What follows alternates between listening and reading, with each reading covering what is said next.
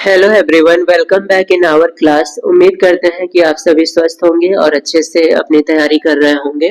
आज की क्लास में हम क्लास 10th के साइंस के चैप्टर नंबर 5 नियंत्रण तथा समन्वय के कुछ इम्पोर्टेंट बहुविकल्पीय प्रश्नों को हल करेंगे।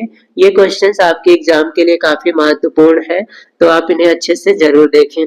तो आइए स्टार्ट करते हैं। क्वेश्चन नंबर 1, पहला प्रश्न है, मस्तिष्क उत्तरदायी है। मस्तिष्क का क्या कार्य होता है? सोचने का कार्य, हृदय स्पंदन, शरीर का संतुलन बनाना या फिर सभी? तो ये सभी कार्य मस्तिष्क के द्वारा किए जाते हैं, तो यहाँ पर सही जवाब होगा सभी। नेक्स्ट क्वेश्चन है, दो तंत्रिका कोशिकाओं के मध्य खाली स्थान को क्या कहते हैं? द्रोमिका, सिनेप्स, एक्सॉन या फिर आवेग? दो तंत्रिका कोशिकाओं के बीच के खाली स्थान को कहा जाता है साइनेप्स। दो तंत्रिका कोशिकाएं जहां पर मिलती हैं या उनके बीच में जो खाली स्थान होता है उसे हम लोग साइनेप्स कहते हैं। नेक्स्ट क्वेश्चन है, निसल्स कण पाए जाते हैं। निसल्स कण कहाँ पाए जाते हैं? तंत्रिका कोशिका में, पेशी कोशिका में, श्लेष्म कोशिका में या ग्रंथि कोशिका में? निसल्स कण पाए जाते हैं तंत्रिका कोशिका में। नेक्स्ट क्वेश्चन है, उच्च कशेरुकियों में तापग्राही कहाँ पर स्थित होते हैं? जिन जीवों में रीढ़ की हड्डी पाई जाती है उन्हें कशेरुकी कहा जाता है। और इनमें तापग्राही कहाँ पर स्थित होता है? नेत्र में, त्वचा में, कान में या फिर नाक में? कशेरुकी प्राणियों में तापग्राही त्वचा में स्थित होता है। नेक्स्ट क्वेश्चन है, मस्तिष्क को घेरने वाली तीन झिल्लियां क्या कहलाती हैं?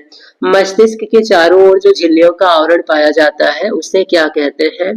मस्तिष्क आवरण, न्यूरिलेमा, माइलिन्स या फिर एक्सोलेमा? मस्तिष्क को घेरने वाली झिल्लियां मस्तिष्क आवरण कहलाती हैं।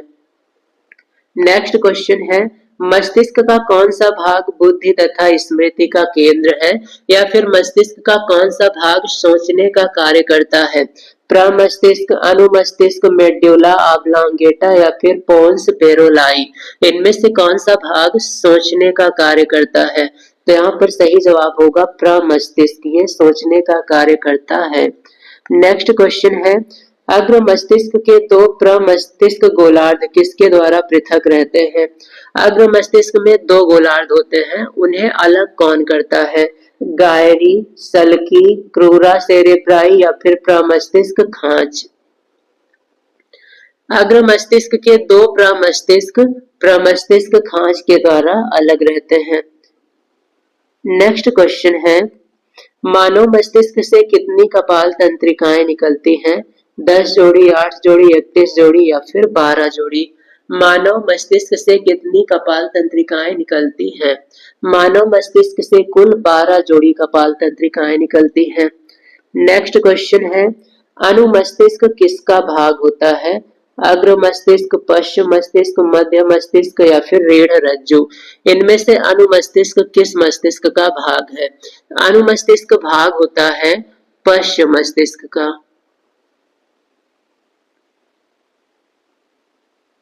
नेक्स्ट क्वेश्चन है, निगलना, खांसना, छींकना, इस कार्य को मस्तिष्क का कौन सा भाग नियंत्रित करता है? अनुमस्तिष्क, प्रमस्तिष्क, मेड्यूला ऑब्लांगेटा या फिर पोन्स पेरोलाई? इनमें से कौन सा भाग इन क्रियाओं को नियंत्रित करता है? तो यहाँ पर सही जवाब होगा मेड्यूला ऑब्लांगेटा। निगलना, छींकना, खांसना, इन सभी क्रियाओं को नियंत्रित करता है। नेक्स्ट क्वेश्चन है, मस्तिष्क केंद्र जो शरीर का ताप नियंत्रित करता है कहाँ पर स्थित होता है? अनुमस्तिष्क में, प्रमस्तिष्क में, हाइपोथैलेमस में या फिर मेड्यूला ऑब्लांगेटा में? इनमें से कौन सा भाग शरीर के ताप को नियंत्रित करता है? तो आपका सही जवाब होगा हाइपोथैलेमस। हाइपोथैलेमस ताप को नियंत्रित करता है, टेम्परेचर को नियंत्रित करता है। नेक्स्ट क्वेश्चन है, मस्तिष्क का कौन सा भाग सबसे बड़ा होता है? मस्तिष्क का सबसे बड़ा भाग कौन सा है?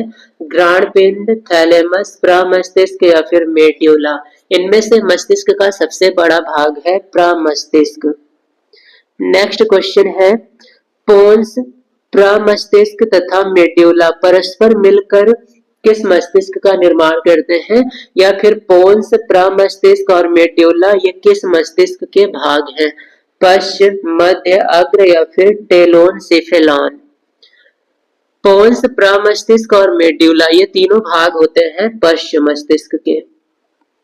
नेक्स्ट क्वेश्चन है, रीढ़ रज्जु में से उपस्थित संकीर्ण तरल भरित गुहा कहलाती है।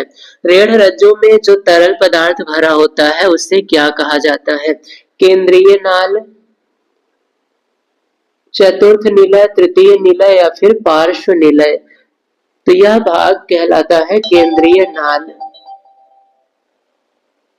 नेक्स्ट क्वेश्चन है, एसिटिल कोलिनेस्टेज किसके तोड़ने में सहायक होता है, साइनेप्स, एसिटिल कोलिन, डेंड्राइट्स या फिर तंत्रिकाक्ष। एसिटिल कोलिन स्टेरेज ये एसिटिल कोलिन को तोड़ने में सहायक होता है, नाम से भी मैच कर सकते हैं, एसिटिल कोलिन इसमें भी है और इसमें भी है। नेक्स्ट क्वेश्चन है, श्वान कोशिकाएं किससे संबंधित होती हैं या फिर किसमें पाई जाती हैं, तंत्रिका ऊतक, कंकाल पेशी, हृदय पेशी या फिर संयोजी ऊतक। इनमें से किसमें श्वान कोशिकाएं पाई जाती हैं, श्वान कोशिकाएं पाई जाती हैं तंत्रिका ऊतक में। नेक्स्ट क्वेश्चन है, एक तंत्रिका कोशिका से दूसरी तंत्रिका कोशिका में तंत्रिका आवेग रासायनिक रूप से किसके द्वारा संचरित होता है, कोलेसिस्टोकाइनिन, एसिटिल कोलिन, कोलेस्टेरॉल या फिर इनमें से सभी के द्वारा। एक तंत्रिका कोशिका से दूसरी तंत्रिका कोशिका में तंत्रिका आवेग रासायनिक रूप से एसिटिल कोलिन के रूप में संचरित होता है, इसी के द्वारा संचरित होता है। नेक्स्ट क्वेश्चन है, तंत्रिका तंतु का क्षेत्र जहां मेड्यूलरी आवरण अनुपस्थित होता है उसे क्या कहते हैं, तंत्रिका तंतु का भाग जहां पर मेड्यूलरी आवरण नहीं पाया जाता है उसे हम क्या कहते हैं, श्वान कोशिका, श्वान पर्व संधियां, निशल्स कण या फिर रेनवियर नोड। तो जब हम तंत्रिका कोशिका बनाते हैं तो एक्सॉन में हम इस तरह की संरचनाएं भी बनाते हैं। तो ये जो मोड़ वाला भाग है ये कहलाता है रेनवियर नोड। यही वह भाग है जहां पर मेड्यूलरी आवरण नहीं पाया जाता है, तो इसे हम कहते हैं रेनवियर नोड।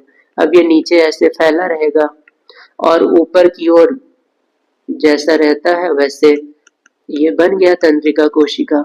नेक्स्ट क्वेश्चन है, तंत्रिकाक्ष का कोशिका कला क्या कहलाता है, तंत्रिकाक्ष एक्सॉन में जो चारों ओर जब हम तंत्रिका कोशिका बनाते हैं तो ये मान लेते हैं तंत्रिका कोशिका है, तो यहाँ पर कुछ ऐसी संरचनाएं पाई जाती हैं, यहाँ पर जो आवरण पाया जाता है, परत पाई जाती है बाहरी, उसे क्या कहा जाता है, रेनवियर नोड, एक्सोप्लाज्म, एक्सोलेमा या फिर माइलिन। तो इस बाहरी परत को कहा जाता है एक्सोलेमा। नेक्स्ट क्वेश्चन है, प्रतिवर्ती क्रिया है, प्रतिवर्ती क्रिया किस प्रकार की क्रिया है, जन्मजात, परिवर्तित नहीं हो सकती है, स्वचालित है तथा मानव की इच्छा पर निर्भर नहीं करती है या फिर इनमें से सभी। तो यहाँ पर ये सभी प्रतिवर्ती क्रियाएं हैं। प्रतिवर्ती क्रियाएं जन्मजात होती हैं, परिवर्तित नहीं हो सकती हैं और मानव की इच्छा पर निर्भर भी नहीं करती हैं। नेक्स्ट क्वेश्चन है, रीढ़ रज्जु उत्पन्न कहाँ से होता है, रीढ़ रज्जु की उत्पत्ति कहाँ से होती है, प्रमस्तिष्क, अनुमस्तिष्क, मेड्यूला या फिर पोन्स। रीढ़ रज्जु की उत्पत्ति होती है मेड्यूला से। नेक्स्ट क्वेश्चन है, निम्नलिखित में से कौन सा पादप हार्मोन फलों के पकने को प्रेरित करता है, फलों के पकने के लिए कौन सा हार्मोन आवश्यक होता है, auxin, auxin, ethylene, cytokinin, gibberellin. इनमें से एथिलीन हार्मोन फलों के पकने के लिए आवश्यक होता है और ये क्वेश्चन भी बहुत इंपॉर्टेंट है आपके लिए। नेक्स्ट क्वेश्चन है, ऑक्सिन का संश्लेषण पादप या पौधे के किस भाग में होता है, शीर्ष, नोडल, इंटरनोडल या फिर कक्षीय। ऑक्सिन का संश्लेषण शीर्ष भाग में होता है पौधे के। नेक्स्ट क्वेश्चन है, निम्नलिखित में से कौन सा पादप हार्मोन नहीं है, इनमें से कौन सा हार्मोन पौधे में नहीं पाया जाता है, ऑक्सिन, एस्कॉर्बिक अम्ल, साइटोकाइनिन, एब्सिसिक अम्ल। इनमें से एस्कॉर्बिक अम्ल ये पौधों में नहीं पाया जाता है, ये जीवों में पाया जाता है। और विटामिन सी का रासायनिक नाम भी एस्कॉर्बिक अम्ल है, ये भी याद रखेंगे। विटामिन सी का रासायनिक नाम एस्कॉर्बिक अम्ल होता है। नेक्स्ट क्वेश्चन है, कौन सा हार्मोन पौधों में प्रकाशानुवर्तन के लिए उत्तरदायी है? जिब्रेलिन, एल्ट्रॉक्सिन, साइटोकाइनिन या फिर ऑक्सिन। इनमें से कौन सा हार्मोन प्रकाशानुवर्तन को प्रेरित करता है? तो यहाँ पर आपका सही जवाब होगा ऑक्सिन। ऑक्सिन हार्मोन पौधों में प्रकाशानुवर्तन की घटना को प्रेरित करता है। तो इस प्रकार से ये थे इम्पोर्टेंट क्वेश्चंस जो आपके एग्जाम के लिए बहुत ही महत्वपूर्ण है। आप इन सभी क्वेश्चंस को अच्छे से तैयार करें। और इस चैप्टर की अभी एक और सीरीज हम लेकर आएंगे पार्ट 2, जिसमें हम कुछ अन्य इम्पोर्टेंट क्वेश्चंस को भी सॉल्व करेंगे और वह पार्ट भी आपके लिए काफी इम्पोर्टेंट होगा। तो आप इस पार्ट को, जो कि अभी हमारा है पार्ट 1 और इसके बाद आएगा पार्ट 2, दोनों को अच्छे से तैयार करें। तब तक अच्छे से तैयारी करते रहें। और यदि आपने अभी तक हमारे चैनल को सब्सक्राइब नहीं किया है तो सब्सक्राइब कर लें, ताकि हमारी आने वाली क्लासेस की अपडेट्स आप तक पहुंचती रहे।